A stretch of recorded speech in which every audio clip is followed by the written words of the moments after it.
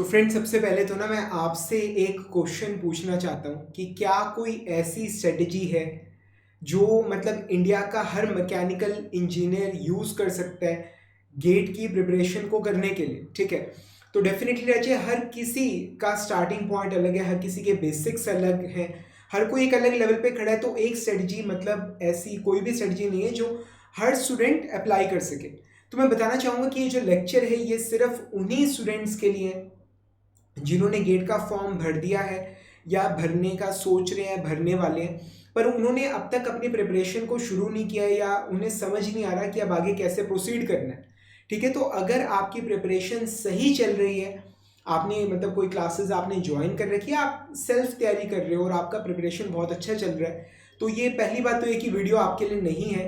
और दूसरी बात, मैं एक्सपेक्ट कर रहा हूँ कि ऐसा कोई स्टूडेंट जो मतलब प्रॉपरली प्रिपेयर कर रहा है वो इस वक्त किसी सोशल मीडिया प्लेटफॉर्म पे प्रेजेंट होगा भी नहीं। ठीक है, तो राजी ये वीडियो सिर्फ उन लोगों के लिए मतलब जो बिल्कुल एब्सोल्यूट जीरो पे खड़े हैं। ठीक है, जो बिल्कुल एब्सोल्यूट जीरो पे खड़े हैं। ठीक है ना, टॉपिक का जो डिस्कशन का जो विषय है, ठीक है, जो विषय है वो क्या है, from zero to IIT in 3 to 4 months। ठीक है, फ्रॉम जीरो मतलब एब्सोल्यूट जीरो पे खड़े हो भाई, कुछ नहीं पता क्या करना है, कैसे करना है।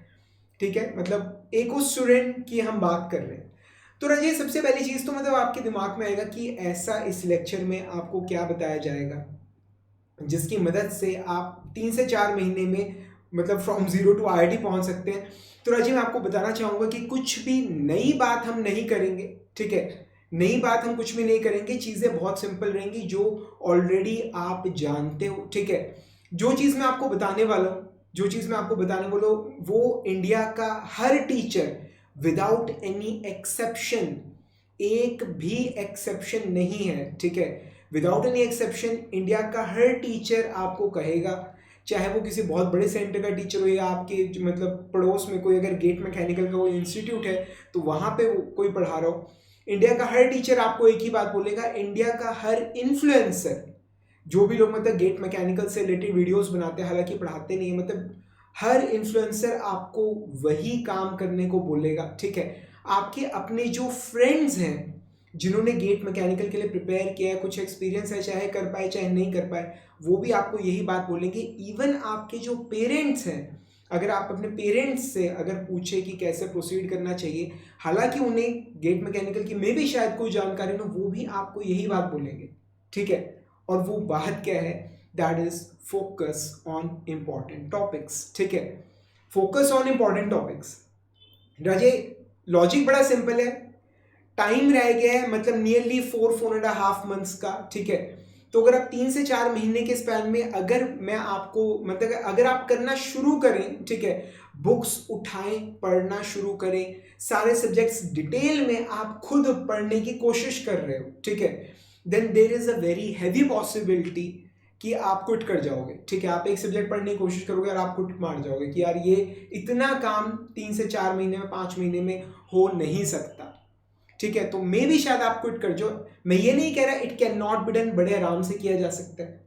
3 से 4 महीने में आप पूरा मैकेनिकल का सिलेबस 4.5 month का अभी टाइम पड़ा है। As I am recording this video, सितंबर अभी कुछ हिस्सा निकला, अभी आधे से ज्यादा सितंबर पड़ा हुआ है, अक्टूबर, नवंबर, दिसंबर, जनवरी, 4 महीने और पड़े। ठीक है, इतनी देर में पूरा mechanical from absolute zero scratch से लेकर पूरा डिटेलिंग के अंदर कवर किया जा सकता है। वो कैसे कवर किया जा सकता है उसके बारे में फिर कभी बात करेंगे, पर फिलहाल मैं वो बात कर रहा हूं जो मतलब इंडिया का हर मैकेनिकल इंजीनियर कर सकता है। ठीक है, मे भी शायद हर कोई पूरा सिलेबस कवर ना कर पाए, पर इंपॉर्टेंट टॉपिक्स जो है वो इंडिया का हर मैकेनिकल इंजीनियर कर सकता है। ठीक है, तो रजिए इसमें इस वीडियो में इतना खास है, इस वीडियो में मेरे भाई खास ये है कि इंडिया का हर टीचर है, हर इन्फ्लुएंसर, आपके सभी दोस्त आपको ये काम करने को बोलेंगे दिसंबर जनवरी के टाइम में।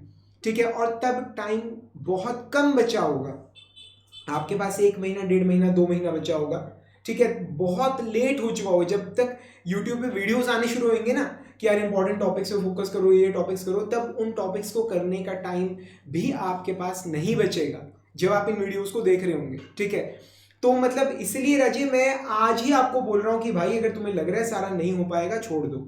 ठीक है, उन टॉपिक्स पे फोकस करो जो पेपर में आने वाले हैं। ठीक है, अब ये क्या करना है, कैसे करना है, ये तो बाद की बात है, पहले तो ये देखते हैं कि क्या वाकई में मतलब आप खाली इंपॉर्टेंट टॉपिक्स पे फोकस करके आप क्या यहाँ तक, ठीक है, फ्रॉम जीरो टू आईआईटी पहुँचने की हम बात कर रहे हैं, हम गेट क्वालिफाई करने की बात नहीं कर रहे, ठीक है, हम आईआईटी पहुँचने की बात कर रहे हैं। तो क्या वाकई में मतलब आप आईआईटी पहुँच सकते हो सिर्फ मतलब 4 साढ़े 4 3 से 4 महीने के टाइम के अंदर सिर्फ इंपॉर्टेंट टॉपिक्स पे फोकस करके?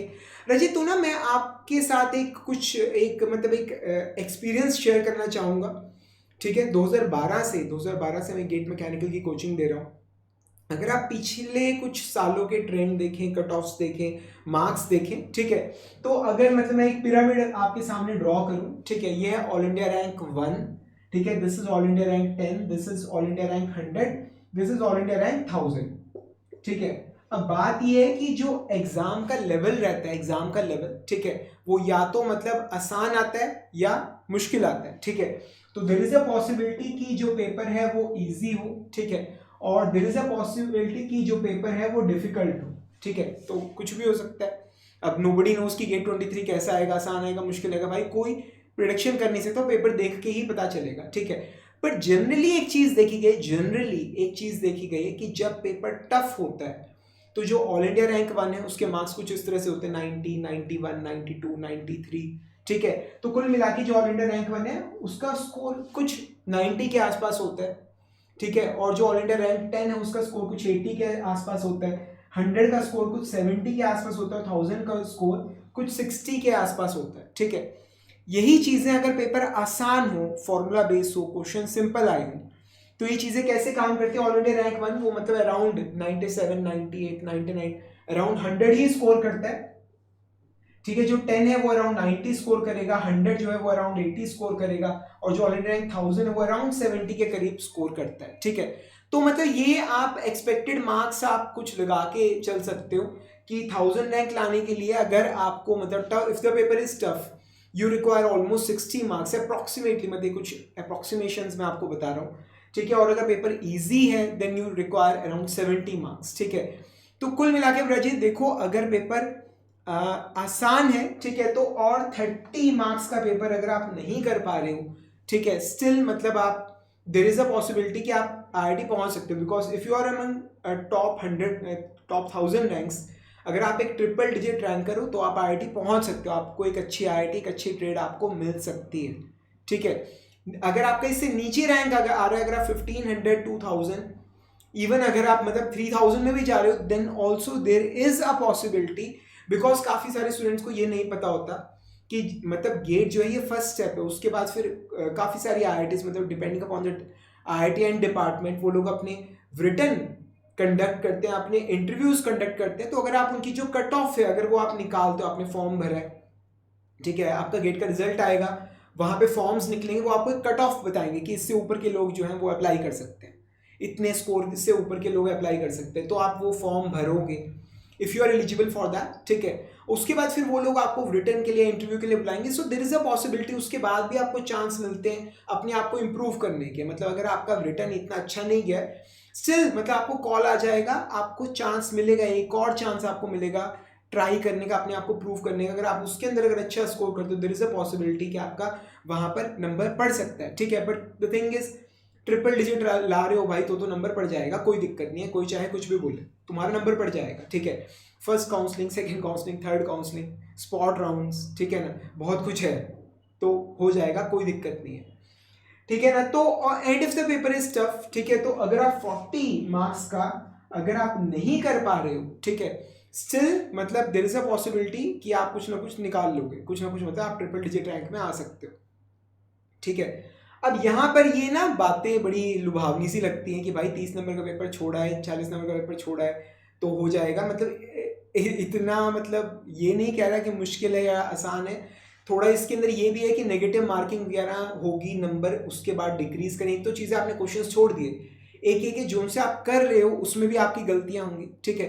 तो वो सब कटने, वही नेगेटिव मार्किंग वगैरह के बाद जो नंबर आते हैं हम उनकी बात कर रहे हैं, ठीक है। तो यहाँ पर एक्यूरेसी का एक बहुत ज़्यादा इंपॉर्टेंट रोल रहता है, ठीक है ना।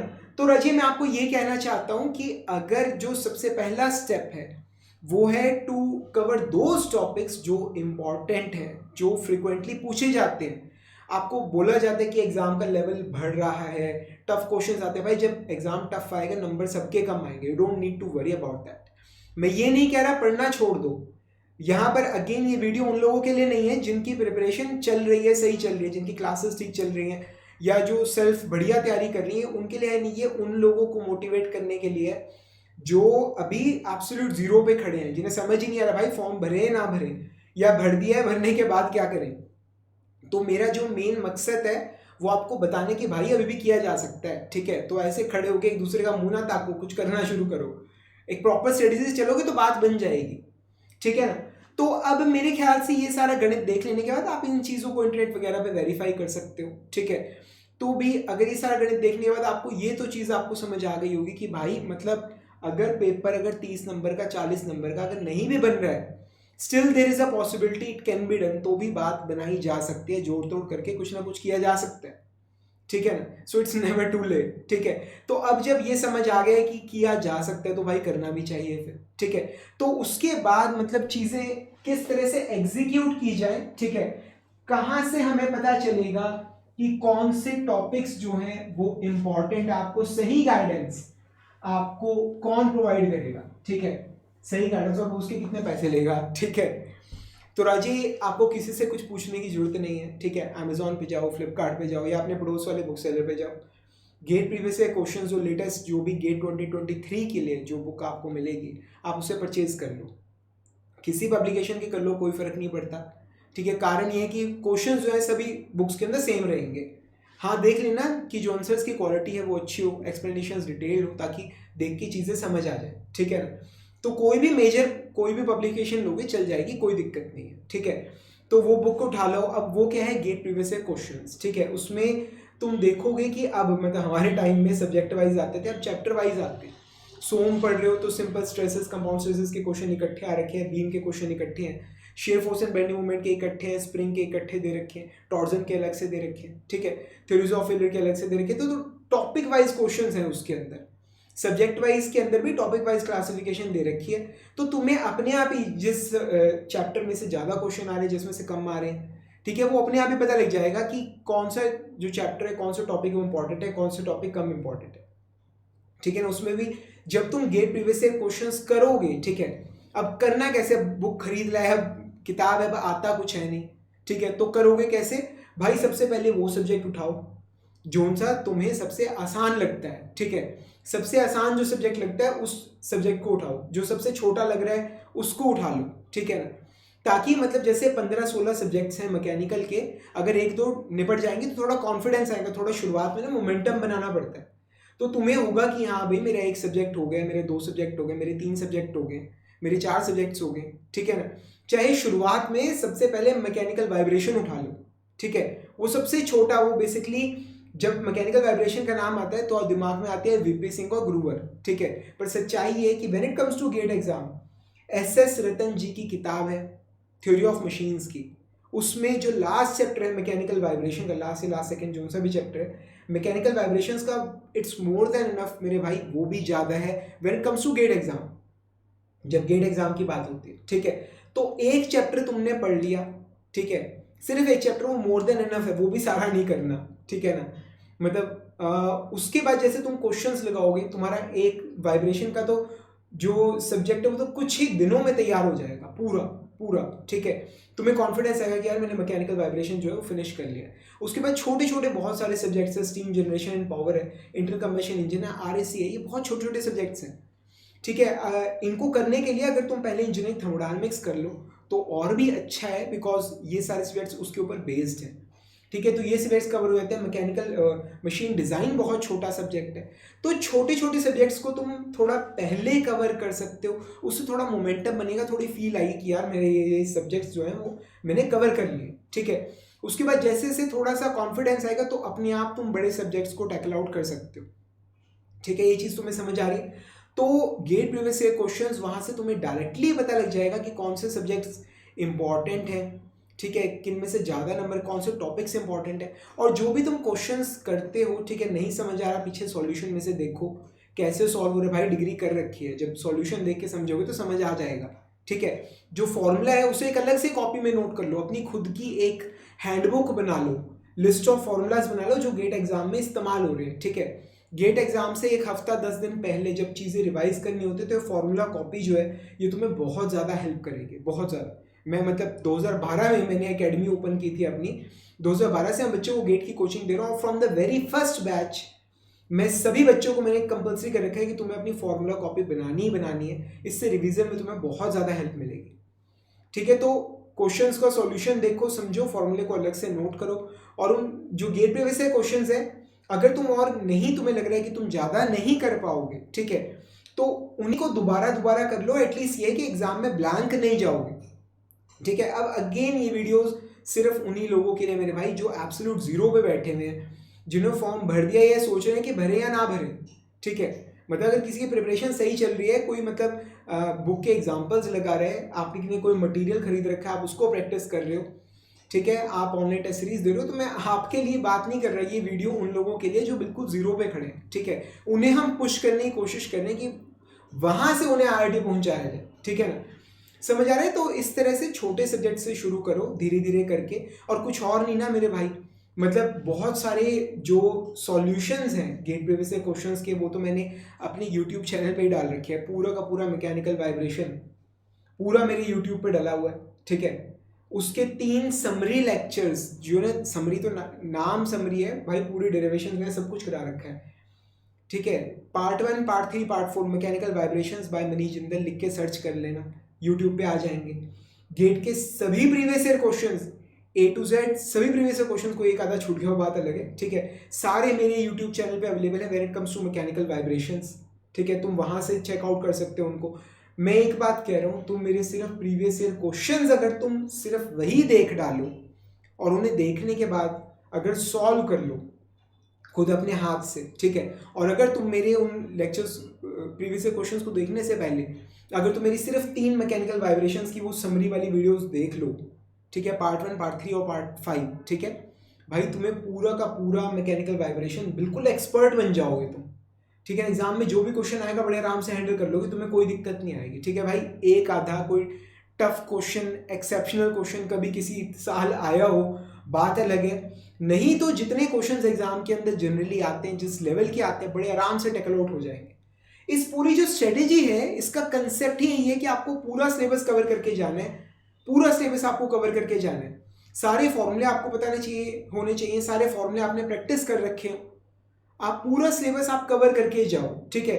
अब क्या है कि सिलेबस के कुछ हिस्से में से टफ क्वेश्चंस आएंगे, कुछ में से आसान आएंगे, ठीक है। तो जो से आसान वाले होंगे हम उन्हें पहले सॉल्व कर लेंगे सारे, ठीक है, क्योंकि वो आसान है, फॉर्मूला बेस है या बेसिक कंसेप्ट उसमें लग रहे हैं, आप उन क्वेश्चंस को करके निकालिए, ठीक है, आप उन क्वेश्चंस को पहले फोकस करिए, सॉल्व करिए, ठीक है ना। उसके बाद फिर वो हो जाए, उसके बाद देखते हैं मुश्किल लगेंगे नहीं लगेंगे, क्या लगेगा। एनालिसिस में मैंने आपको ये तो बताई दिया कि 30 नंबर का अगर ऐसा है जो नहीं हो पा रहा है, तो भी मतलब देयर इज अ पॉसिबिलिटी कि आप वहां पहुंच सकते हो, ये चीज आपको समझ आ रही है, ठीक है। नहीं भी हो पा रहा है, देयर इज अ पॉसिबिलिटी नहीं भाई, तुम 100% गारंटीड वहां पहुंच जाओगे। बस 70 नंबर आ रहे हैं मुश्किल पेपर के अंदर, 60 नंबर 70 नंबर आ रहे हैं आसान पेपर में, 60 नंबर आ रहे हैं मुश्किल पेपर में, तुम वहां पहुंच जाओगे, ठीक है। द थिंग इज कि यू डोंट नो कि किस में से आसान क्वेश्चन आएगा, किस में से मुश्किल क्वेश्चन आएगा, तो उसका यही सॉल्यूशन है भाई, पूरी कवरेज लेके चलो, सारे फॉर्मूले तुम्हें आने चाहिए, सारे फॉर्मूले तुमने अप्लाई कर रखे हो, अपनी तरफ से पूरा सिलेबस कवर करके जाओ, क्वेश्चंस को प्रैक्टिस करके जाओ, ठीक है, बात बनेगी, बड़े आराम से बनेगी, ठीक है ना। तो इस तरह से करके चलो, ठीक है। अब मतलब शुरुआत के लिए मैं जानता हूं स्टार्टिंग जो पहला कदम है, इट्स रियली वेरी इंपॉर्टेंट, ठीक है। मतलब एक जो हिम्मत जुटाता है ना बंदा की यार वो मैं करके देखता हूँ, ट्रस्ट मी वंस, एक बार विश्वास करके देखो मेरे भाई, ठीक है। मतलब कोई पैसे नहीं लग रहे किसी तरह के, यूट्यूब पे, ठीक है, यूट्यूब पे मैकेनिकल वाइब्रेशंस या वाइब्रेशन बाय मनीष जिंदल लिख के सर्च करना, एक आएगा पार्ट 1, उसमें मैंने फ्री वाइब्रेशन पढ़ा है, एक आएगा पार्ट 3, उसमें मैंने डैम्प्ड वाइब्रेशन पढ़ा है, एक आएगा पार्ट 5, उसके अंदर मैंने फोर्स्ड वाइब्रेशन पढ़ा है। ये 1-1 घंटे के 3 वीडियोस हैं, इन तीनों वीडियोस को देख डालो, ठीक है। सर एक बात नहीं समझ आई, पार्ट 2, पार्ट 4 और पार्ट 6 कहाँ गए भाई? उसमें ना मैंने क्वेश्चंस प्रैक्टिस कराए हैं, और वो क्या चीज़ है, वो जितने भी क्वेश्चंस आज तक आए ऑलमोस्ट सारे क्वेश्चंस मैंने करा दिए, वो मैंने अलग से डाल दिए, ठीक है। जितने भी गेट प्रीवियस से क्वेश्चंस हैं ऑलमोस्ट सभी क्वेश्चंस मैंने डिस्कस कर दिए, ठीक है। वो सारी सब कुछ प्लेलिस्ट मेरे यूट्यूब चैनल पे तुम्हें मिल जाएगी, ठीक है। मैकेनिकल वाइब्रेशंस मनीष जिंदल लिख के सर्च कर लेना, ठीक है। ये पूरा सौदा तुम्हें फ्री ऑफ कॉस्ट यूट्यूब पे मिल जाएगा। एक कदम उठा के देखो मेरे भाई, 2 से 4 नंबर का मैकेनिकल वाइब्रेशन में आता है, फ्री ऑफ कॉस्ट तुम्हारा तैयार हो जाएगा। अगर तुम मतलब डिटेल में पढ़ना चाहते हो, अगर पढ़ना चाहते हो, ठीक है, मैकेनिकल वाइब्रेशंस का मेरी एंड्रॉयड ऐप है, Android app Manish Jindal GATE mechanical lectures, ठीक है। आईफोन पे भी अवेलेबल है क्लास प्लस के नाम से, ठीक है। और ये जो लेक्चर्स है लैपटॉप, डेस्कटॉप, टैब सब जगह चलते हैं, ठीक है। तो Manish Jindal GATE mechanical lectures install कर लेना अपने मोबाइल के अंदर, ठीक है। उसमें स्टोर सेक्शन में जाओगे, मैकेनिकल वाइब्रेशंस का कोर्स नजर आएगा, ठीक है। वाइब्रेशंस का कोर्स नजर आएगा तुम्हें, ठीक है। 1000 उसकी रुपीज उसकी फीस है, ठीक है। एक तो पहले इतनी जेन्युइन है, उसके बाद ये कोर्स मैं आप लोगों को फ्री ऑफ कॉस्ट प्रोवाइड कर रहा हूँ, ठीक है। फ्री ऑफ कॉस्ट मतलब बिल्कुल फ्री नहीं कर रहा, नहीं तो मेला लग जाएगा, ठीक है। फ्री में बटेगा, सबने ज्वाइन करना, यूज किसी ने करना नहीं, ठीक है। तो इस पे मैं आपको 1000 रुपीज इसकी फीस है, 80% ऑफ मैं आपको प्रोवाइड कर रहा हूँ। ये आपको सिर्फ 200 रुपीज का पड़ेगा, ठीक है। इसमें कोई टर्म्स एंड कंडीशन नहीं है, हफ्ते 10 दिन चलेगा ऐसा कुछ नहीं है, पूरे 1 साल की वैलिडिटी है। जितनी जो भी इसमें चाहिए सारा कुछ उसमें दे रखा है, प्रॉपर कोर्स है ये मैकेनिकल वाइब्रेशन का। सारे क्वेश्चंस, थ्योरी, डेरिवेशन सब कुछ इसमें डिस्कस किया हुआ है, ठीक है। तो अगर आप चाहो तो ये कोर्स भी आप ज्वाइन कर सकते हो, सिर्फ 200 रुपीज में मिल जाएगा। 100 सीट्स हैं इसके अंदर, 100 सीट्स, ठीक है। कूपन लगेगा फ्री FRWVIB, फ्री VIP, ठीक है, FRWVIB। ये कूपन लगाना, 80% ऑफ मिल जाएगा। Mechanical vibration free of cost यानी 200 रुपीज में ज्वाइन कर लेना, ठीक है। 2 से 4 नंबर का तुम्हारा ये तैयार हो जाएगा। एक इनिशियल पहला स्टेप जो रहता है, it is really very important, ठीक है ना। एक हिम्मत जुटाता है ना बंदा, ठीक है। अगर 200 रुपये खर्च सकते हो तो इसमें से पढ़ लेना, नहीं खर्च सकते तो यूट्यूब पे जो फ्री लेक्चर्स हैं उसमें से पढ़ लेना, काम चल जाएगा, कोई दिक्कत नहीं है, ठीक है ना। ये तो है, ये सारा करो। उसके बाद जो दूसरी चीज़ जो तुम्हें चाहिए, ठीक है, वो है ऑनलाइन टेस्ट सीरीज। मेरे भाई कोई से भी ज्वाइन कर लो, कोई दिक्कत नहीं है, ठीक है। मतलब पूरे इंडिया में देखा जाए तो 2 ही टेस्ट सीरीज हैं जो ज़्यादा चलती हैं, ठीक है। 2 ही टेस्ट सीरीज है, तुम्हें ही पता है सबसे ज़्यादा कौन सी बिकती है, ठीक है। दोनों ज्वाइन करनी, दोनों कर लो, कोई एक करनी है एक कर लो, ठीक है। पर ज्वाइन कर लो और आज ही ज्वाइन कर लो, ठीक है। ये नहीं कि अब वो चलेगी तो गेट के एग्जाम तक ही, तो लेट ज्वाइन करके कोई फायदा नहीं होगा, क्योंकि पैसे तो उतने ही देने हैं। तो आज ही ज्वाइन कर लो, और उसमें से टेस्ट सीरीज के बारे में एक वीडियो काफ़ी लंबा हो जाएगा, कैसे यूज़ करनी है, क्या किन चीज़ों का ध्यान रखना है, क्या ये फिर कभी मैं आपको लेक्चर में बता दूंगा, ठीक है। या कोई भी आपकी कोई प्रॉब्लम है, आप कोई भी प्रॉब्लम फेस कर रहे हो, ठीक है, पूरी मैकेनिकल इंजीनियरिंग के अंदर या किसी भी सब्जेक्ट से रिलेटेड या प्रिपरेशन स्ट्रेटजी से रिलेटेड, आप मुझे कांटेक्ट कर सकते हो, ठीक है। अभी वीडियो खत्म नहीं हुआ, ठीक है, ये बातें मैं पहले ही बोलने लग गया। मेरा नंबर है 7206873757, ठीक है। आप इस नंबर पे आप अपनी प्रॉब्लम को व्हाट्सएप कर दो, डिटेल में जो भी है आप व्हाट्सएप कर दो, मैं आपको टाइम दे दूंगा जब भी मैं अवेलेबल होऊंगा, ठीक है। मैं आपको कॉल कर लूँगा या आप मुझे कॉल कर लेना, ठीक है। This is my personal WhatsApp number, ठीक है ना। तो मैं आपके साथ खड़ा हूँ, मैं आपकी नैया पार लगवा दूंगा, आप चिंता ना करो, मेरा आपसे प्रॉमिस है, ठीक है ना। रजी मतलब स्ट्रेटजी नाम की भी कोई चीज़ होती है, सारा कुछ कर लो एक स्ट्रेटजी में, सब किताबें पढ़ डालो, सब कुछ कर डालो, ठीक है, एक वो भी है। अब क्योंकि टाइम लिमिटेड है और आप वो नहीं कर सकते और आप हिम्मत भी नहीं जुटा पाओगे, ठीक है भाई। पूरा मैकेनिकल 4 महीने में बहुत प्यार से कवर होता है, बहुत प्यार से, ठीक है। उसका भी एक तरीका है, ठीक है, पर वो फिर कभी बात करेंगे। बड़े प्यार से कवर होता है, पर वो अगर आपको लगता है, वो हर कोई कर सकता है, पर अगर आपको लगता है कि आपके बस की बात नहीं है, तो इंपॉर्टेंट टॉपिक्स जो है वो हर कोई कर सकता है, without an exception her person कर सकता है, उसमें कोई दिक्कत नहीं है, ठीक है। तो इंपॉर्टेंट टॉपिक्स जो हैं वो कहाँ मिलेंगे आपको, गेट प्रीवियस से क्वेश्चन की बुक के अंदर मिलेंगे। वो बुक ले आइए, सबसे आसान सब्जेक्ट, सबसे आसान टॉपिक से शुरू करिए। कुछ नहीं समझ आ रहा, मैकेनिकल वाइब्रेशन से शुरू कर लीजिए, ठीक है ना। वो मैं आप हेल्प कर दूंगा, यूट्यूब पे फ्री ऑफ कॉस्ट अवेलेबल है, मेरी मोबाइल ऐप पे 200 रुपीज़ में अवेलेबल है, ठीक है ना। तो एक इनिशियल बूस्ट मैं आपको दे दूंगा, ठीक है ना। तो उसके बाद आपकी गाड़ी एक बार चल पड़ेगी तो अपने आप रुकती रहेगी, ठीक है ना। समझ आ रहे हैं यहाँ तक, ठीक है। और साइड बाय साइड वो रिवीजन वगैरह के बारे में वो फिर कभी नेक्स्ट टाइम बात करेंगे, क्योंकि काफ़ी सारी चीज़ें और भी आपको रिक्वायर्ड रहेंगी। एक्यूरेसी का आपको बहुत ज़्यादा ध्यान रखना होगा, क्योंकि जो पूरा गणित है ये इस एजम्पशन पे बेस्ड है कि हम पूरा सिलेबस कवर करके जाएंगे। वो डोंट नो कि आसान कहाँ से आएगा, मुश्किल कहाँ से आएगा। जो आसान वाला होगा हम सारा का सारा सॉल्व करेंगे और सही सॉल्व करेंगे, ठीक है ना। तो एजम्पशंस वगैरह कुछ यहाँ पर इन्वॉल्व रहती हैं, ठीक है। इनके बारे में हम फिर कभी बात करेंगे। द थिंग इज कि मेरे भाई शुरू तो करो, ठीक है ना। समझ आ रहे हैं यहाँ तक, ठीक है। तो आपके कोई भी विचार है आप नीचे कमेंट्स में मेंशन कर दिए भाई। कुछ भी पूछना हो नीचे कमेंट्स में मेंशन कर दो। अगर वीडियो अच्छा लगा तो लाइक ज़रूर करिएगा। अगर आपके किसी फ्रेंड को, मतलब अगर इस वीडियो के आपको लग रहा है कि ज़रूरत है, तो आप इस वीडियो को के लिंक को अपने फ्रेंड के साथ भी शेयर कर सकते हैं, ठीक है। अब हम मिलेंगे अगले लेक्चर के अंदर। तब तक के लिए thank you very much and wish you all the best. Channel subscribe करना मत भूलना।